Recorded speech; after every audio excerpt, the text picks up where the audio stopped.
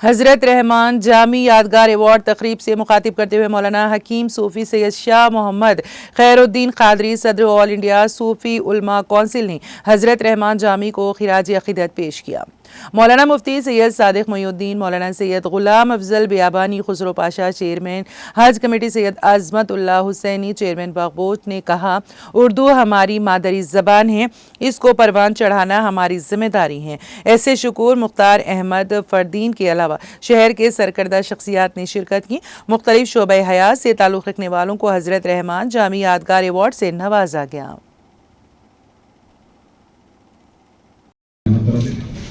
حضرت مولانا مفتی صادق محی الدین صاحب کو بلا لیا۔ میرے ساتھی جناب سید عظمت اللہ حسینی صاحب، شکور صاحب، دیگر شعراء کرام، جناب شکور صاحب، دیگر شعراء کرام، سامعین حضرات، آج ایک ایسے شاعر کا تذکرہ ہو رہا ہے جیسے کہ قبل حضرت نے فرمایا کہ ان کے شاگرد وہاں پھیلے ہیں جہاں سورج نہیں ہوتا۔ یعنی اب امریکہ میں رات ہے تو ہندوستان میں دن ہے، تو شاید سارے دنیا میں ان کے شاعر پھیلے ہیں، کیونکہ کافی وقت ہو چکا ہے۔ میں ٹائم لیے بغیر 2-4 منٹ آپ سے خطاب کر کے سب سناؤں گا۔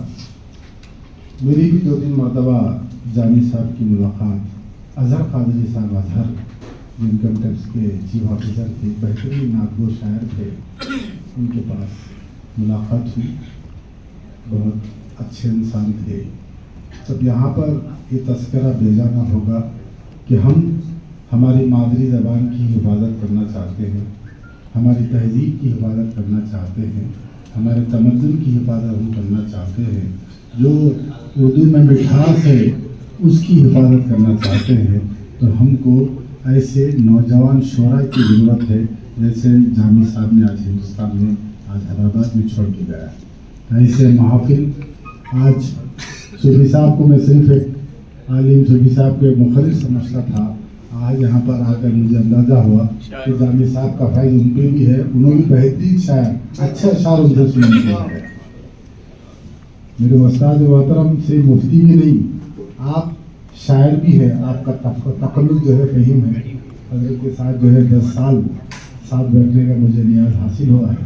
بہرحال آج پروگرامز کے ذریعے، شعور بیداری کے ذریعے نوجوانوں میں شاعری کے ذوق کو بڑھانے کی ضرورت ہے، کیونکہ آج دیکھتے جائیے آپ شعراء کم ہو رہے ہیں، اردو جا رہی ہے، انگلش میں میسیجز، انگلش میں بینرز، انگلش میں رخے، ہر چیز انتہا یہ ہوگی۔ پرسوں مطابق چہلم کا رخہ بھی انگلش میں آیا، تو میں پوچھا کدبے خبروں میں جو ہے انگلش میں متحرک لوگ ایسے وہ بھی لوگ یہاں بیٹھے ہیں، ایک مہم چلائی جائے جس سے ہماری مادری زبان زندہ ہو، جس سے ہمارے نوجوانوں میں اردو کا شوق بنے، ہمارے بچوں میں اردو کا شوق بنے۔ ہمارے نوجوان صرف اور بچے لڑکیاں قرآن شریف پڑھنے تک محدود ہو جا رہے ہیں۔ پہلے انگریزی اسکولوں میں بھی جو ہے اردو کا گھنٹہ ہوا کرتا تھا، گورنمنٹ اسکولس میں بھی ایک اردو کا ٹیچر ہوا کرتا تھا، اب سب ختم ہو گیا۔ بہرحال اس اسٹیج سے میں ایک پیغام پہنچانا چاہتا ہوں کہ اردو کو زندہ کرنے کے لیے جامی علیہ رحمہ کے جامی صاحب کے ویسے اور شاعر آج حیدرآباد میں اللہ تعالیٰ اس دھرتی میں پیدا کرے، تاکہ ان کے فیض سے جو ہے سب شاعری سیکھے اور لوگوں تک جو ہے ایک میٹھی سریلی اور پیاری زبان جو اردو ہے لوگوں تک وہ پہنچائے۔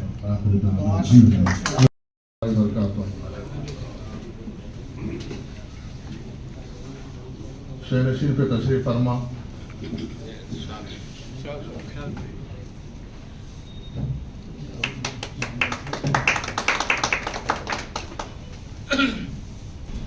صدر محفل جناب صوفی خیر الدین صاحب، شہرنشین پہ تشریف فرما عزت مآب مفتی خاطر صادق محی الدین صاحب دامت برکاتہ، میرے بڑے بھائی، بہت سالوں سے میرا پرسنل سیاسی اور बहुत चीज़ों से आपके साथ मेरा लगाव है। जनाब खुसरो भाई साहब, मैं कॉलेज के दौर से मेरे उर्दू डिपार्टमेंट के भी हेड रह चुके हैं और आने वाले दिनों में उर्दू के लिए जो बहुत लंबी खिदमात रहें, जिसके लिए उर्दू ज़बान के लिए जनाब प्रोफेसर शकूर साहब शहनशीन पे तशरीफ़ फरमा, मौजूद शोरा और ख़ास तौर पर शहनशीन के सामने तशरीफ़ फरमा बुज़ुर्गों दोस्तों, जैसा खैरुद्दीन सूफ़ी साहब ने अपने कलाम में के मुक़द्दर की बात की, तो सब कुछ जानते हुए आप लोग यहाँ पे हाजिर हैं, वो तो ठीक है, अपनी जगह है। हम सब कुछ नहीं जानते हुए भी हम हाजिर हैं यहाँ पे, मुक़द्दर की बात है।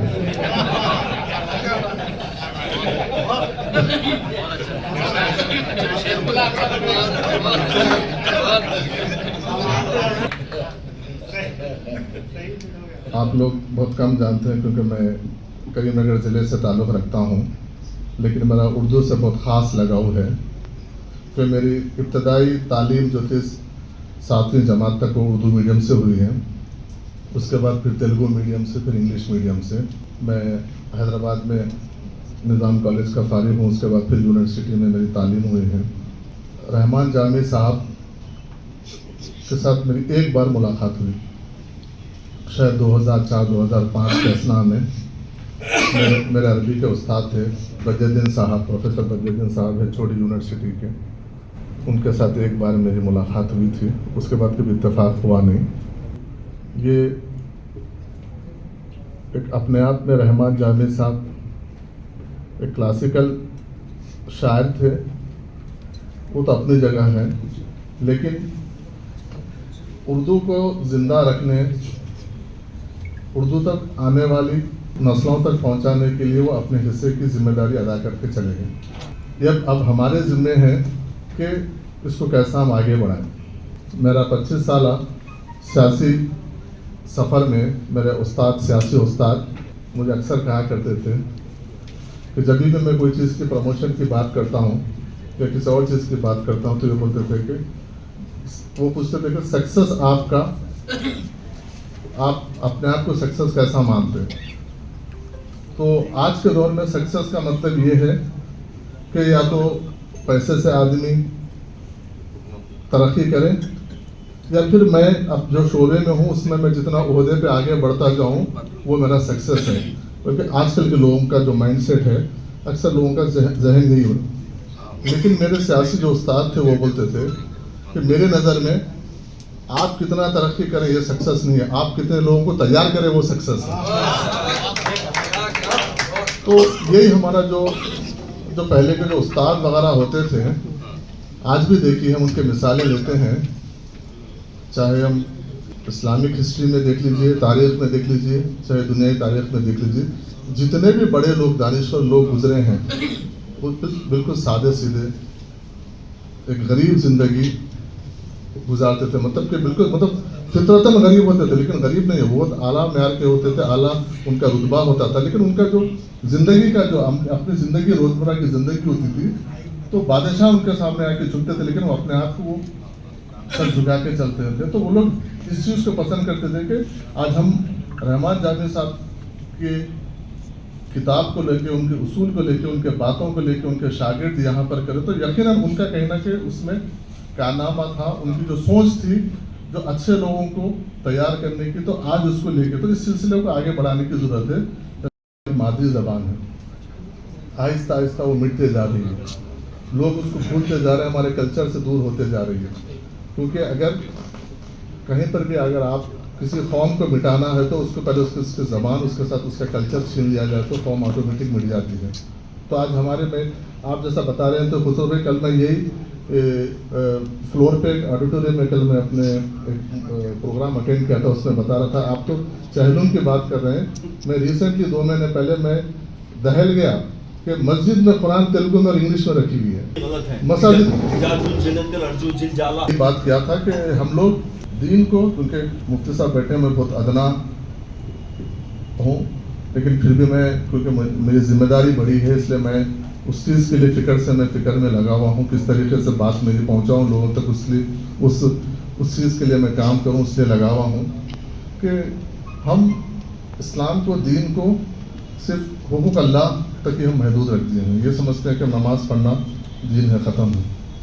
حقوق العباد بھی بہت بڑا حصہ ہے. تو یہ چیز کی طرف ہم دھیان نہیں دے رہے ہیں جس میں ہم اپنے پڑوس کے حقوق, معاشرے کے حقوق, بھائی بہن کے حقوق, گھر کے اولاد کے حقوق. حضرت رحمان جامی کے بارے میں بہت سارے لوگ بہت سی باتیں یہاں پر تفصیل سے ان کے فن اور شخصیت کے بارے میں بہت سی تفصیلات بیان کی گئی.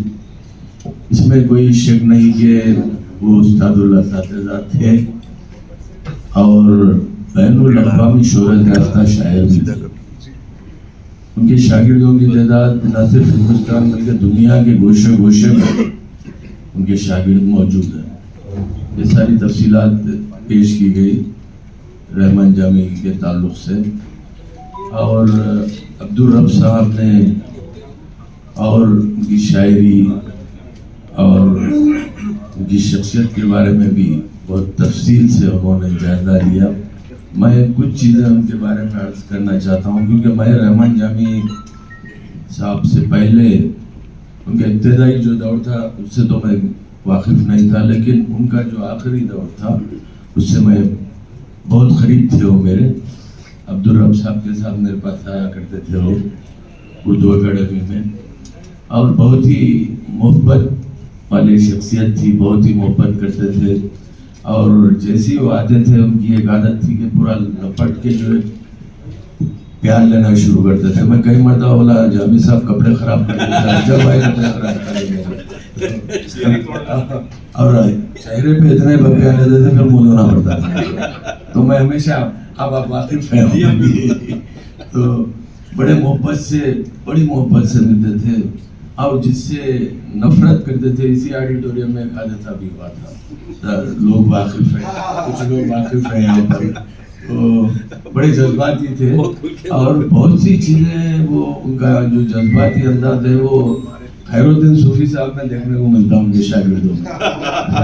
مجھے یہ اعزاز حاصل ہے کہ جامی صاحب کی 2 شعری مجموعوں کے رسم اجرا میرے ہاتھوں انجام پائی. یہ مجھے احساس ہے اور بڑا فخر ہے مجھے کہ جامی جیسے شاعر کی کتابوں کو میں نے رسم اجرا کی ہے. تو ایک مرتبہ جامی صاحب کی کتاب کی رسم اجرا تھی, اردو حال کروا لیے تھے اور مجھ سے بولے کہ جو ہے آپ کو کتاب کی رسم اجرا کرنا ہے. تو میں اتفاق سے کسی اس وقت دلی میں گیا, میٹنگ میں گیا, جانا تھا مجھے, تو میں آ نہیں پا رہا تھا. تو بولے کہ جامی صاحب, میں بولا کسی سے کروا لو. جامی صاحب نہیں وہ ملتوی ہو جائیں گا لیکن آپ سے ہی ہوگا. تو 3 مرتبہ وہ ملتوی ہوا. اس کے بعد پھر میں رسم اجرا کیا.